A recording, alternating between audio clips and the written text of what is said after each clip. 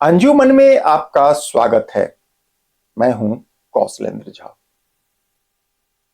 दोस्तों, आज की कहानी मुझे मेरे एक आदरणीय ने भेजी है। कहानी का मजमून दूसरों की भलाई में खुद की भलाई के रहस्य का मर्म बताने वाली है। बात प्राचीन काल की है। गांव में एक गरीब महिला अपने पुत्र के साथ रहा करती थी। एक दिन मां ने बेटे से कहा, बेटा, यहां से बहुत दूर तपोवन है। तपोवन में एक दिगंबर महात्मा रहते हैं। वो सिद्ध पुरुष हैं और महाज्ञानी भी हैं। मां बोली, बेटा, तुम उनके पास जाओ और उनसे पूछो कि हमारे दुख के दिन कब खत्म होगा। मां की बात सुनकर बेटा घर से निकल गया। यातायात की उन दिनों सुविधा नहीं थी। वह अपनी मंजिल की ओर पैदल ही निकल पड़ा। चलते चलते सूरज ढलने लगा था। अंधेरा होने को था। लड़के की नजर एक घर पर पड़ गई। वह सेठ जी का घर था। रात्रि विश्राम करने के लिए लड़का वहीं रुक गया। सुबह उठकर वह आगे की यात्रा पर निकलने की तैयारी में था। तभी सेठानी पहुंच गई। सेठानी ने पूछा, बेटा, कहां जाना है? लड़के ने पूरी बात बता दी। सेठानी बोली, बेटा, महात्मा जी से मेरी भी एक सवाल पूछ लेना। बात यह कि मेरी एक पुत्री है। वह बोल नहीं पाती है, यानी गूंगी है। सवाल यह पूछना है कि वह कब तक बोलेगी और उसका विवाह किससे होगा। सेठानी को भरोसा देकर लड़का आगे बढ़ गया। पूरा दिन चलते चलते सूरज फिर से ढलने लगा था। सामने स्वामी जी की कुटिया पर लड़के की नजर पड़ गई। लड़का वहीं रुक गया।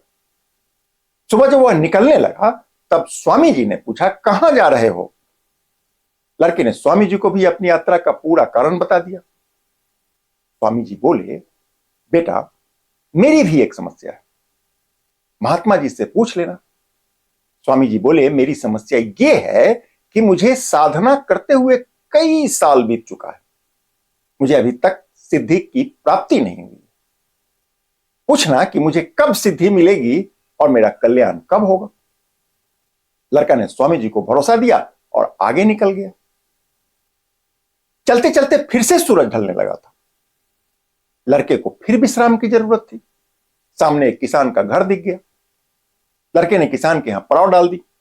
रात में चर्चा के दौरान किसान बोला, मेरे खेत के बीच में एक विशाल वृक्ष है।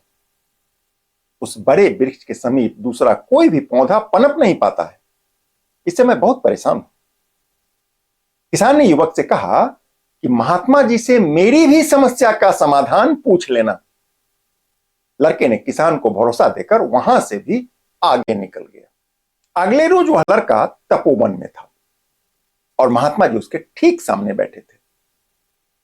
लड़का महात्मा जी की चरण स्पर्श करके बोला कि महात्मा जी, मेरी कुछ समस्याएं हैं। समाधान की इच्छा लेकर आपके पास आया हूं। महात्मा जी बोले, पूछो, पर याद रखना, तुम्हारे किसी 3 सवाल का ही मैं जवाब दे पाऊंगा। लड़का सोच में पड़ गया। 3 प्रश्न तो दूसरों के ही हैं। ऐसे में मेरे खुद के प्रश्न का क्या होगा? काफी उहापोह के बाद लड़के ने तय किया कि वह खुद का प्रश्न नहीं पूछेगा। लड़का ने यही किया। वह बाकी के 3 लोगों का प्रश्न पूछकर और उनका समाधान लेकर लौट गया। रास्ते में सबसे पहले किसान से मुलाकात हुई। लड़के ने किसान को बताया कि तुम्हारे खेत में जो विशाल वृक्ष है उसके नीचे सोने का कलश छिपा हुआ है। किसान ने खुदाई की, बात सच निकला। किसान खुश हो गया। किसान बोला कि बेटा, यह संपत्ति तुम्हारे कारणों से मिली है, इसलिए इसका असली स्वामी तुम ही हो। किसान ने ढेर सारा स्वर्ण मुद्राएं लड़के को दे दिया। थोड़ी दूर चलने पर स्वामी जी का आश्रम आ गया। स्वामी जी भी उत्सुक थे। लड़का बोला कि स्वामी जी, आपने अपनी जटाओं में मणि छुपा रखी है।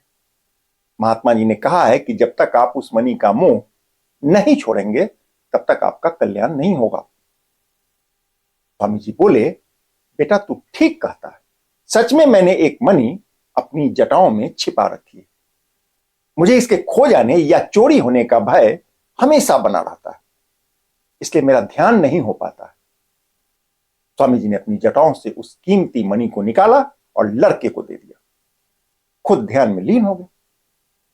ढेर सारा स्वर्ण मुद्राएं और कीमती मनी को लेकर लड़का अब सेठानी के घर पहुंच गया। लड़का को आते देख सेठानी दौड़ी।